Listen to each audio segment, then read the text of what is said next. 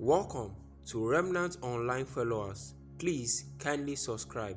Thank you. Please don't relent, especially now that we are heading into the festive period. Most people lose their fire towards the end of the year, and I'll tell you why. Number one, the consciousness that is created in the atmosphere. It's a consciousness of festivity, and the consciousness of festivity provokes a sense of pleasure, an awareness of pleasure. And whether you like it or not, these things impact on your hormones. They impact on your psychology. Especially those of you who are in Europe and the UK and America, you discover that some cities are already being lit up, and it's just celebration night till morning. If you are not careful, it will impact on your consciousness, it will impact on your psychology, and it will water down, a lot, of your vibrancy in the spirit. Secondly, because it's a time of festivity, it will also provoke a lot of lewdness. It will provoke a lot of immoral activities, because our world is so decayed that people think happiness, joy, celebration should always be tied with immorality. And so you are going to be interacting with a lot of energy, immoral energy, because of the festivity that is in the air. People will be traveling for holidays, people will be going to beaches and all kinds of things. Some people would just want to do what they've not done before, so you will see all kinds of things. So the first thing is that the consciousness of festivity can reduce your spiritual temperament or your spiritual vibrancy or fire, and then the activities that will become commonplace, which most times is coated with lewdness, nudity, and immorality, can also affect you, because you will see and hear. And then number three, demons carry out a lot of their activities towards the end of the year, and mostly beginning of the year. Why is that so? Because they know people make a lot of decisions, lifelong decisions. You see that towards the end of the year, beginning of the year, that's where you start hearing things like resolutions. You start hearing things like all of these things, because they know people are about to make decisions. So they are going to become more aggressive to influence the decision the people make, because they know it's going to affect their actions for some months. You see that? So there's a lot of turbulence in the spiritual atmosphere. So you cannot afford to live carelessly at this time. So it's important for you to watch your heart, guard it with all diligence. The Bible says, out of it are the issues of life. Guard your heart. And it's also important for you to learn to build spiritual culture and patterns around your operations, especially at this time. And this is where most of the things we've exposed you to will come handy. Maintain your fasting routine, maintain your study routine, maintain your prayer routine. Don't allow anything alter the delicate balance of your soul at this time. Because of this, I want to give you 3 very simple but vital counsels that, if applied, will help you to maximize the season. Number 1, be deliberate to show love. Be deliberate to show love. Why is it important? Love is the nature of God, and love is the energy of God that kills every other negative energy. So as much as it's within your power, your friends, your family, your loved ones, show them love. Now how do you show love? You show love by being kindly, affectionately disposed towards people. So in your speakings, in your actions towards people, make sure that there's a lot of love in it. Number 2, you show love by gifting people. The Bible says, for God so loved the world, John 3:16, that he gave his only begotten son. So you show love by gifting people. And so this is the time for you to really show love to people. For God so loved the world, John 3:16, that he gave his only begotten son, and whosoever believeth in him should not perish but have everlasting life. So gift things to people. You can give them things, whatever it is, but by all means give them Christian materials, things that will impact their eternal destiny. So you can buy somebody a Christian book, you can give somebody a Christian message, and of course you can also give them material things. There's nothing wrong in giving somebody clothing or what to wear, and all of that. Just show love to people. That's the first aspect. The second aspect in showing love is ensure to forgive everybody that has offended you. I know that a lot of people do that as a part of resolution for end of the year, but I'm not telling you to do that necessarily because it's the end of the year, but because God is the one who ordained seasons for humankind. And so this is a cycle. And because it's a cycle, you're about to initiate a new cycle. You can't go with burdens. The Bible said to lay aside every weight and every sin that doth easily beset us. Does it not shock you that the same way sin limits us, that's how weights also limit us? So it's not only sin that limits you or limits your potentials in God. There are weights that can limit you, and most of that is unforgiveness. You see, so as much as is within your power, forgive everybody that's hurt you. If you need to spend time in prayer, ask the Lord to help you to let go, do it. When you forgive people, you are not forgiving them because they deserve it necessarily. Most of the times they will not deserve it. You forgive people, number one, because of your relationship with God. Jesus was speaking, he said, if you take a gift to the altar and your brother has an ought against you, he said, leave that gift on the altar and go make peace with him first.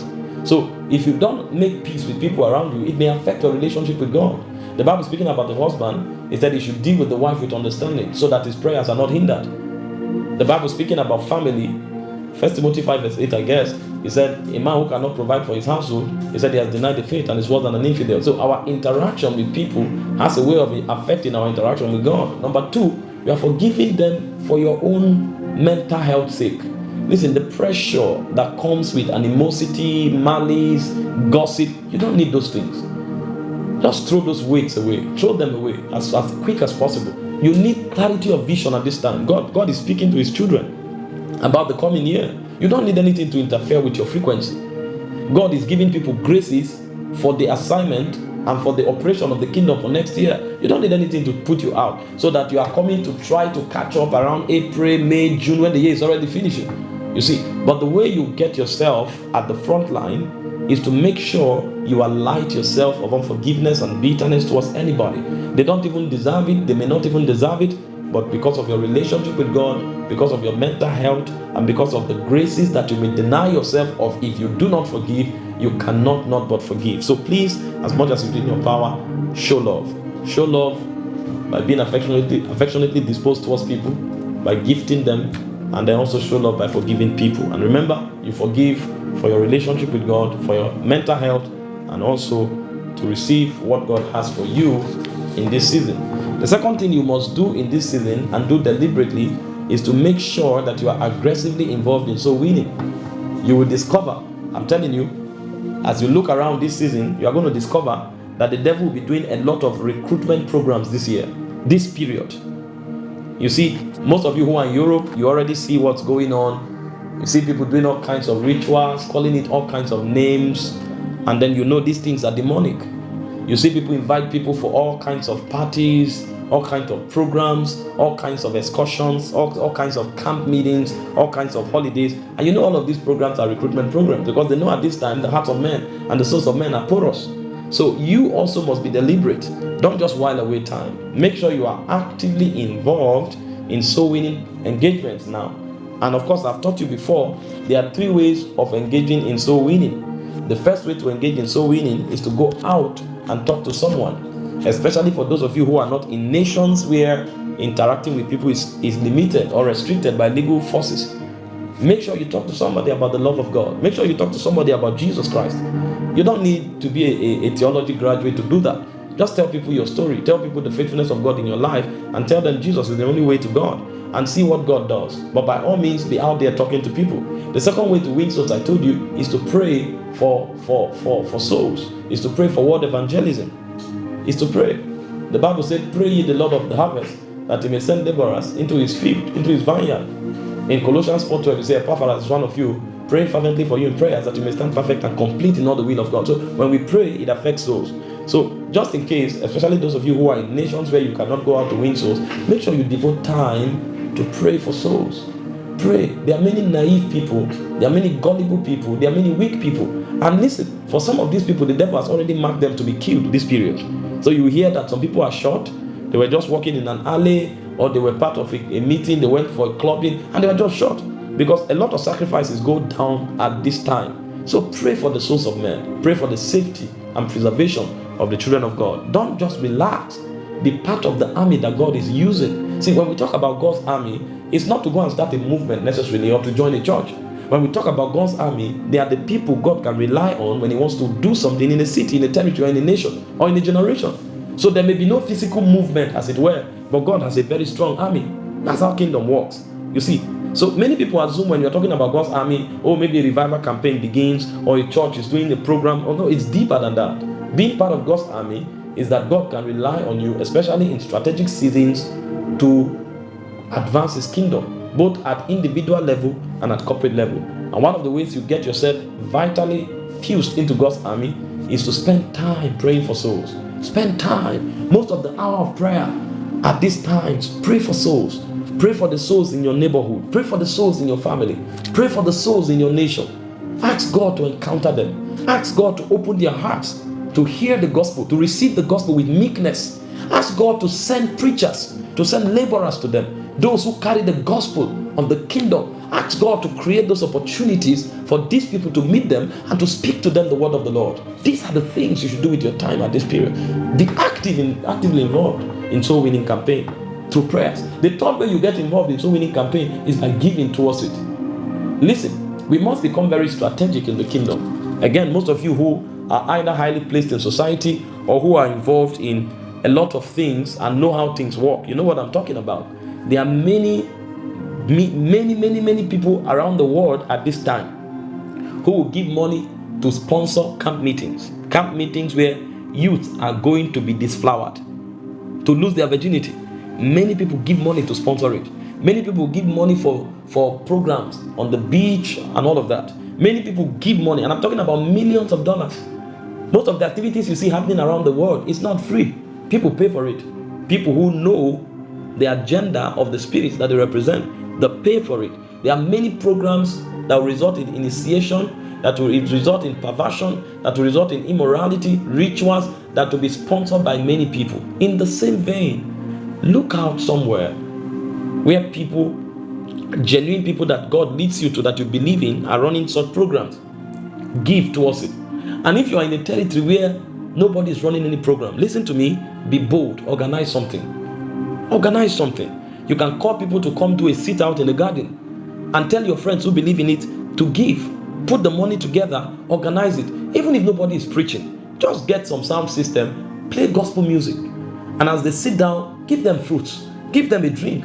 And it's just an evening night out. And they are just there listening to the gospel, listening to music. And when they are done, you just tell them, I just want you to know that Jesus loves you. You'll be amazed the impact it will have on someone. So if you're in a place where nothing like that is happening, organize something. Get young people together, 5 hours, 3 hours, pray, share the word of God. Go to a beach somewhere where people are doing what they're doing. Of course, for strong believers, put a tent there, blast worship songs, get people to do something that can get people to the Lord. Be active.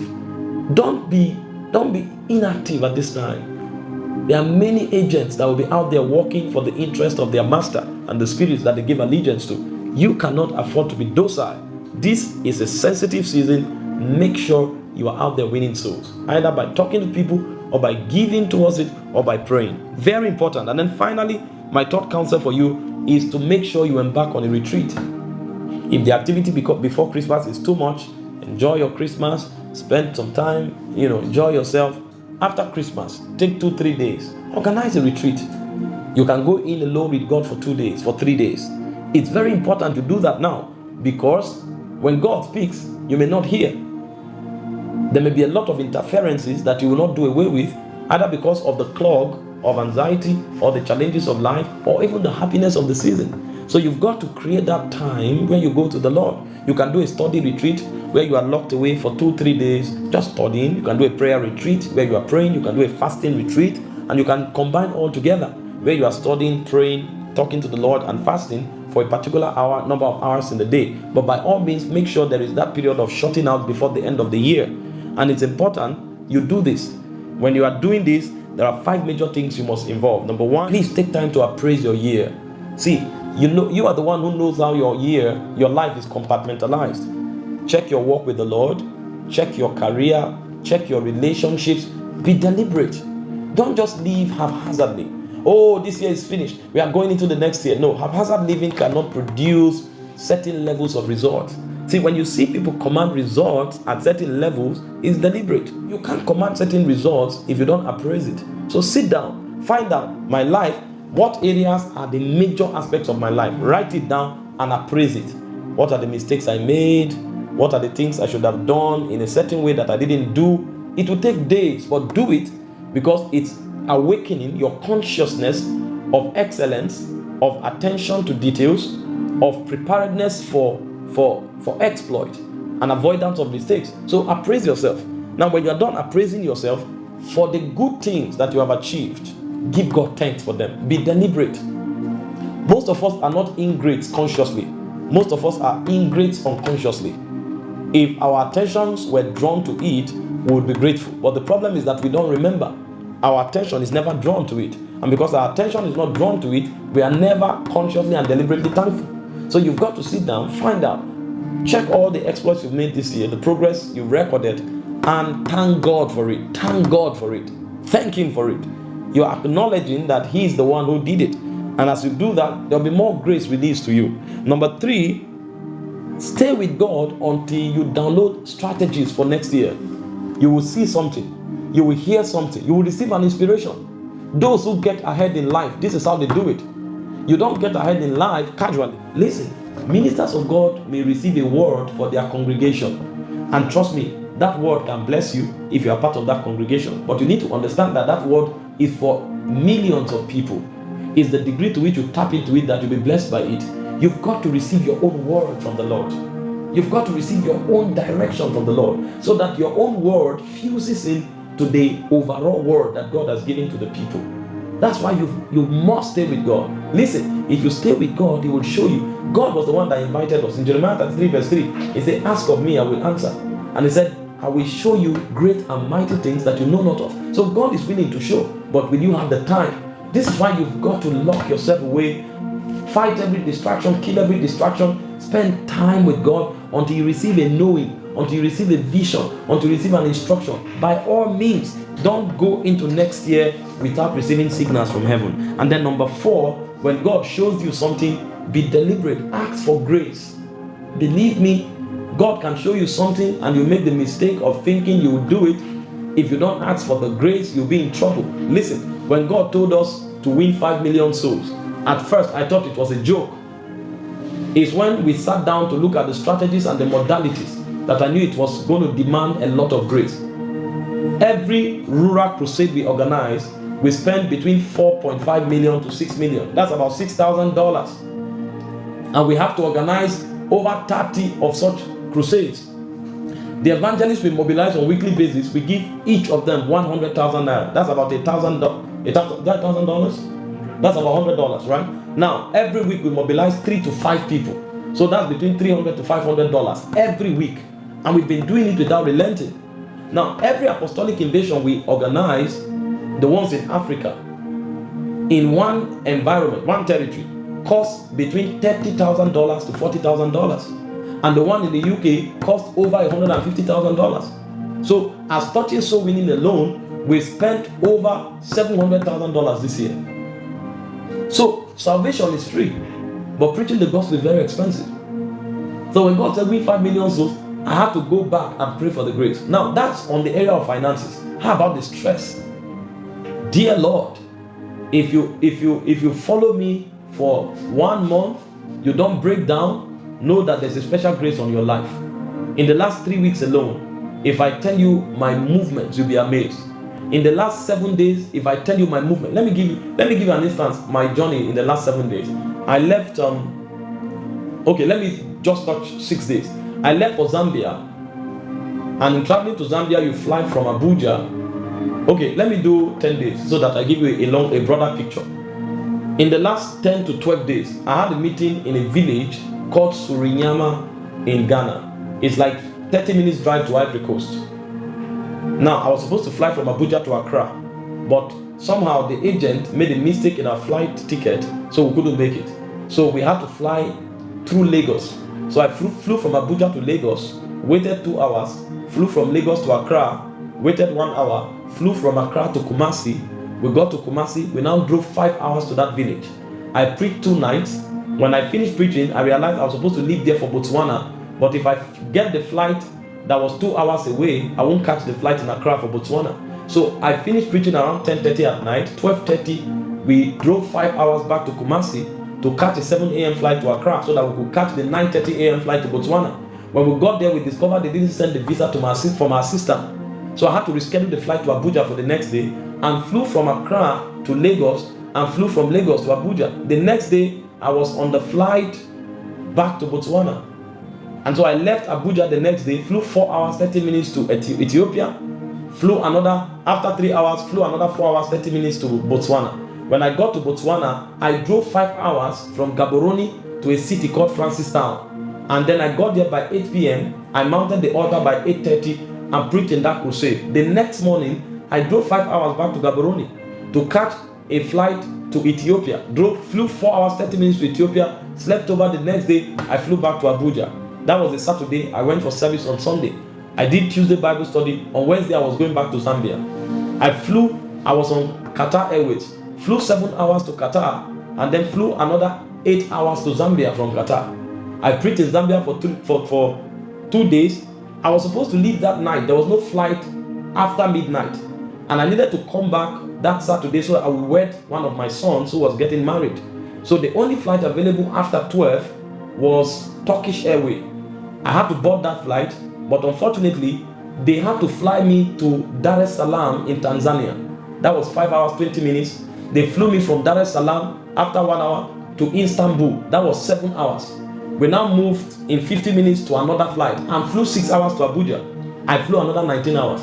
I came to Abuja the next morning. I drove 5 hours to Makurdi to wed the young man, and then drove 5 hours back that same day because I had Sunday morning service. As I finished Sunday morning service, on Monday, I was back to Zambia because Monday was 11th, because Apostolic Invasion was for 12. I went back to Ethiopia again, 4 hours, 30 minutes, and went to Zambia. Preached for 3 nights. I just landed this afternoon, routing Ethiopia and Abuja. Now, if you travel like that, even if you are a military officer, you will break down. Now, I finished talking to you about money. I'm talking to you now about stress, physical stress. Now, imagine combining this physical stress with spending over $30,000 to run the Apostolic Invasion, and we didn't take offering. As if that's not enough, you are now talking relationship. How about my family? Where do I spend time with my wife and my children? You see, so this thing requires grace.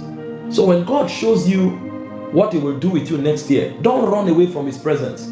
You need to still spend time and pray for the grace to bet those things, because you may see it and never become it. And this is the problem with many people. They hear God clearly, they see the vision clearly, but there's a distraction that won't allow them to fulfill that vision, and they didn't pray for grace to conquer that distraction.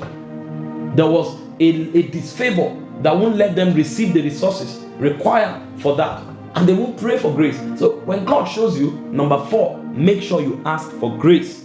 And then when you have asked for grace, number 5, also ask for mind or mental transformation. Because sometimes you may have seen the picture, you may have received the grace, but your mind is locked into your past. And what God wants to do in the future, you don't have the mind capacity to bear it. So you have to ask the Lord, enlarge my vision, enlarge my mind. You may have become a master as a relationship expert, talking to people from church to church. God is now telling you, I want you to address presidents. You need mind transformation to be able to accommodate what God is saying. You see why you need a retreat? It's too important. These things are not things you can get just juggling through the activities of the day. So you need a retreat. It will help you appraise the year you are rounding up. It will give you opportunity to give thanks for the things God has done for you in this year that you are rounding up. It will also help you download strategies for the year you are stepping into, and it will also allow you the opportunity to pray for the grace to fulfill those strategies. And then finally, it will help you to build the mind or mental transformation required in order to make the most. As much as is within your powers, do these things I'm telling you. At least take out 3 days. Stay with the Lord. If you don't have 3 days, take out 2 days. See, there are certain things that you don't need to be prophetic to know. Eschatological studies will show you. Listen, war will continue. Famine will increase. Corruption amongst leaders will increase. Immorality will increase. Wickedness will increase. As we approach the end of the year, the wickedness of men and the evil on the earth will keep increasing. But darkness is not our problem, because our light shines in the darkness. The problem is that if darkness is increasing and our light is not shining bright, then we'll be in trouble.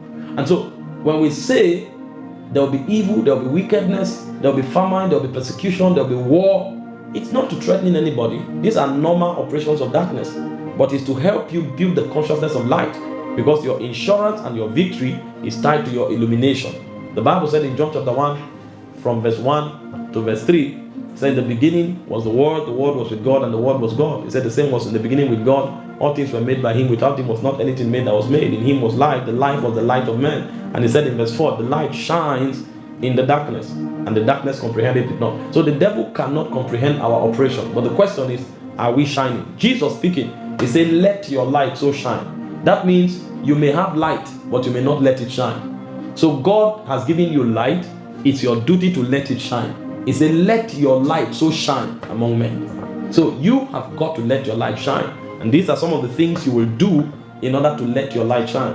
And it's as your light shines that you eat the good of the land. It's as your light shines that you enjoy safety and invincibility. It's as your light shines that you prosper and make impact. So by all means, you have to let your light shine, so that the year coming, while men are cast down, you will say there's a lifting up. Glory to Jesus. So these are my counsels to you. Thank you for watching. Please kindly like, comment, subscribe, and turn on your notification bell so you always get notified whenever we post a new video. And don't forget to share. Thank you.